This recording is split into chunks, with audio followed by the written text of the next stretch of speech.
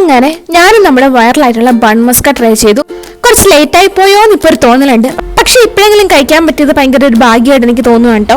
സ്വന്തമായിട്ട് ഉണ്ടാക്കി കഴിക്കാനുള്ള മടി കൊണ്ട് കുറച്ച് ലേറ്റ് ആയിട്ട് ഇരിക്കുവായിരുന്നു കേട്ടോ. പക്ഷേ ഇന്ന് എന്തോ പെട്ടെന്ന് ബണ്ണൊക്കെ മേടിച്ചിട്ട് അങ്ങ് ചെയ്യാമെന്ന് വിചാരിച്ചു. പിന്നെ ബൺമസ്ക ചെയ്തെടുക്കാൻ നല്ല എളുപ്പമായിരുന്നു കേട്ടോ. അതുകൊണ്ട് പെട്ടെന്ന് കാര്യങ്ങളൊക്കെ ചെയ്ത് തീർത്തിട്ടുണ്ടായിരുന്നേ. ഇനിയെങ്കിലും ബൺമസ്ക കഴിക്കാതിരിക്കുന്നവരുണ്ടെങ്കിൽ നിങ്ങൾ വീട്ടിലൊന്ന് പെട്ടെന്ന് ട്രൈ ചെയ്ത് നോക്കാം കേട്ടോ. ഇതിന്റെ റെസിപ്പി എന്താണെന്ന് വെച്ച് കഴിഞ്ഞാൽ നമ്മുടെ വനില എസൻസും പിന്നെ മിൽക്ക് മെയ്ഡും പിന്നെ കുറച്ച് സാൾട്ടഡ് അല്ലാത്ത കുറച്ച് ബട്ടറും വേണം. പിന്നെ നമ്മുടെ മെയിൻ ആയിട്ടുള്ള ബണ്ണും വേണം കേട്ടോ. ബണ്ണില്ലാതെ എന്തും ബൺമസ്ക. ആദ്യം ഇത് ചെയ്യേണ്ടതെന്ന് വെച്ച് കഴിഞ്ഞാൽ നമ്മുടെ ബണ്ണൊന്ന് കട്ട് ചെയ്തിട്ട് ബട്ടറിലൊന്ന് ടോസ്റ്റ് ചെയ്ത് വെക്കണം കേട്ടോ. പിന്നെ നമ്മുടെ മസ്കയ്ക്ക് വേണ്ടിയിട്ടുള്ള ബാറ്റർ എന്ന് വെച്ച് കഴിഞ്ഞാൽ നമ്മുടെ വനില എസൻസ്, ബട്ടർ പിന്നെ മിൽക്ക് മെയ്ഡ് ഇത് മൂന്നും കൂടെ ഒന്ന് മിക്സിയിലിട്ട് അടിച്ചെടുക്കുക കേട്ടോ. എളുപ്പപ്പണിക്ക് മിക്സിയിലിട്ട് അടിക്കുന്നതാണ് നല്ലതെന്ന് എനിക്ക് തോന്നുന്നുണ്ട്. ഞാനും അത് ചെയ്തിട്ടുണ്ടായിരുന്നു. പിന്നെ ബട്ടർ എടുക്കുമ്പോൾ സാൾട്ടഡ് ബട്ടർ എല്ലാം ഉറപ്പ് വരുത്തിയിട്ട് മാത്രം ബട്ടർ യൂസ് ചെയ്യാം കേട്ടോ.